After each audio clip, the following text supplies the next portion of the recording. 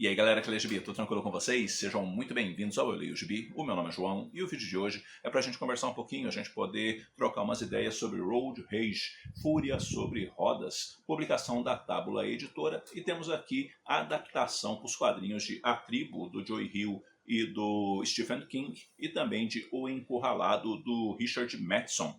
Quem foi o responsável por fazer as adaptações para os quadrinhos foi o Chris Ryall, e a primeira história, que no caso é A Tribo, ela é desenhada pelo Nelson Daniel e O Encurralado pelo Rafa Garres. E quem traduziu o gibi foi o Carlos Rutz. E temos aqui 4 histórias, sendo 2 da Tribo e 2 do Encurralado, tá? Então tá tudo completinho aqui nessa edição. Abre a edição justamente A Tribo.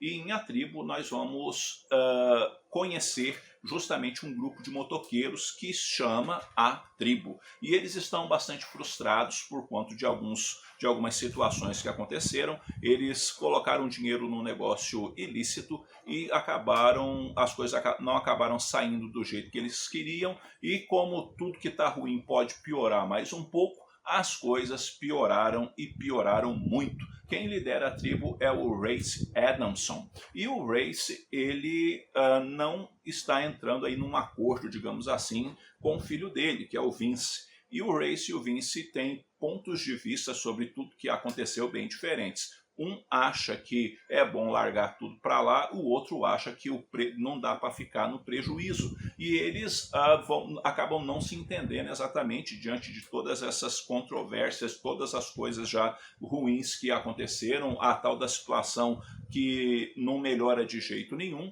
E para piorar um pouco mais, porque não há nada tão ruim que não possa ficar pior, surge um caminhão. E diante dessa situação aí com esse caminhão, a tribo vai começar a passar por uma situação muito complicada, porque uma perseguição vai começar e a tribo vai ter que fazer de tudo para poder se manter viva diante da circunstância. Ou seja, como eu disse, não há nada pior, né?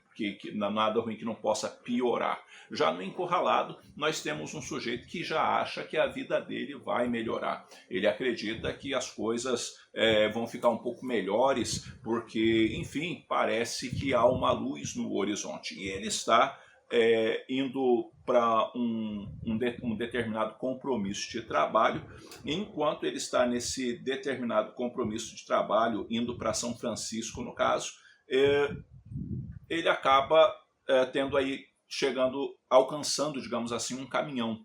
E ele vai tentar ultrapassar esse caminhão, as coisas vão parecer tudo normais, mas a situação vai se complicar terrivelmente, e aí a coisa vai ficar muito difícil para esse sujeito, justamente porque o sujeito que está dirigindo esse caminhão não quer deixá-lo em paz de jeito nenhum. E diante dessa coisa toda, a adrenalina, o medo e tantas outras coisas vão tomando o coração desse sujeito. E, como eu disse, aqui também é uma situação onde as coisas vão piorando muito diante de tudo que vai acontecendo, justamente porque esse cara, ele acaba falando assim, cara, eu não sei quem está naquele caminhão, eu não fiz nada para ninguém, por que esse cara está me perseguindo? O que está rolando aqui exatamente? E ambas as histórias são histórias ok, tá? Eu não achei nenhuma das duas histórias assim espetaculares, no caso. Achei histórias ok, histórias que você lê e que é aquela lida assim que você fala, pô, valeu aqui o tempo da leitura, mas nada que seja extremamente impressionante. Na verdade, o que eu acho que faz muita diferença em ambas as histórias é a arte, tá? Mas por quê? Porque eu acho que o Nelson Daniel, desenhando A Tribo, ele não consegue colocar nas páginas a tensão e a intensidade do que está acontecendo, principalmente nos elementos que dizem respeito à perseguição, tá? Vai rolar a perseguição de caminhão e diante dessa circunstância toda, ele não consegue colocar nas páginas intensidade, sabe? Tem ali, morreu aquele ali, vamos supor, mas, sabe, você olha e fala assim, eita, atropelou, eita, aconteceu aquilo ali. Mas sabe, a página, a forma com que ele desenha não carrega a tensão daquele momento, sabe? Eu acho que ele não é um desenhista ruim, mas eu acho que ele não consegue transpor a intensidade da cena como deveria na publicação. Por sua vez, o Rafa Garres, ele consegue fazer isso. Ele consegue trazer essa adrenalina para as páginas, ele consegue tornar tudo muito intenso na perseguição, ele consegue colocar no rosto do personagem o medo, a ansiedade, a aflição, ele consegue trabalhar isso muito bem dentro dos quadros, dentro dos ângulos propostos, sabe? Ele realmente são páginas que você quer prestar atenção no desenho. Já na Tribo, embora o desenho não seja ruim, não passa essa intensidade. Eu acho que isso perde em riqueza, porque o desenho peca por não trazer a intensidade do roteiro. Por sua vez, em O Encurralado, isso acontece muito bem. O desenho faz, de fato, toda a diferença aqui no roteiro, sabe? Então, O Encurralado, para mim, acaba sendo melhor que a Tribo. E lembro também, quando eu era moleque, eu assisti o filme O Encurralado, que foi a adaptação também, né? E não lembro de quase nada, mas eu me lembro de ter assistido esse filme numa sessão da tarde aí da vida. Mas, enfim, o que mais tem nessa história e o que a gente pode apontar, muitas vezes, de camada de leitura?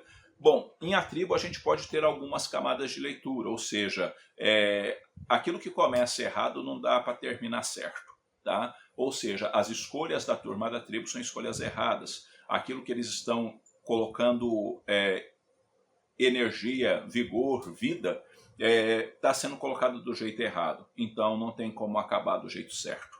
Outra coisa importante na Tribo é justamente a relação do líder da tribo, do Race, com Vince, o filho dele. É uma relação conturbada, é uma relação truculenta, é uma relação onde falta confiança. E isso se dá justamente por quanto de um lar que não foi bem estruturado, de uma relação pai e filho que não foi bem construída.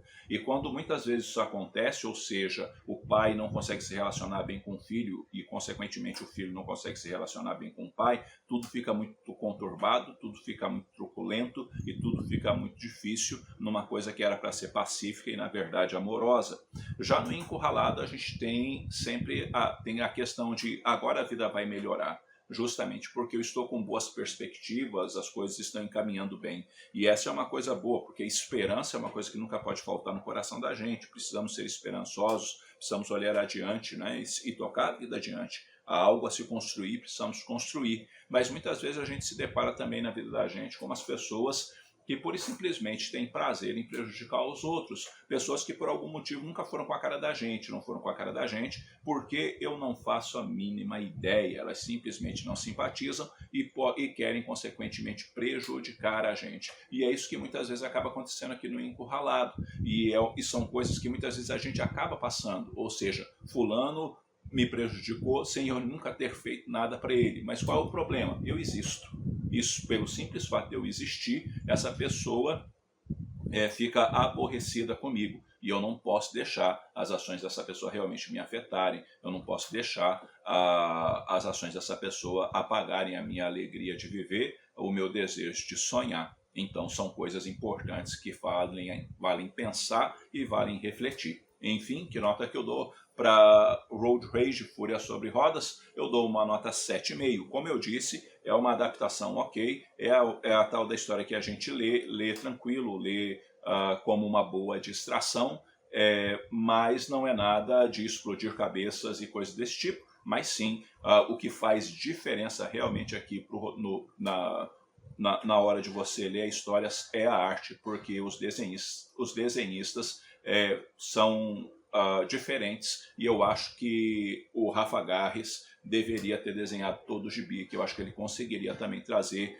uma vivacidade para o roteiro, no caso do Chris Ryall, que no caso o Nelson Daniel não conseguiu. Mas enfim, fica a dica aí para vocês de Road Rage. Bom galera, isso daí, eu vou ficando por aqui. Eu espero que esse vídeo tenha tido alguma utilidade para vocês. E antes de terminar o vídeo, quero agradecer a todos que se inscreveram recentemente no canal. Chegamos aos 14k de inscritos. Muito obrigado pela ajuda, pela força de vocês. E se você ainda não é inscrito, se inscreva no canal e dê aquela força para a gente poder chegar aos 20k de inscritos aqui no YouTube. E antes de terminar o vídeo, quero deixar na tela o nome dos apoiadores do canal. Valeu pela força, valeu pelo apoio de todos vocês. Logo, logo eu estou voltando com outro vídeo. Um abraço forte em todo mundo. Até a próxima.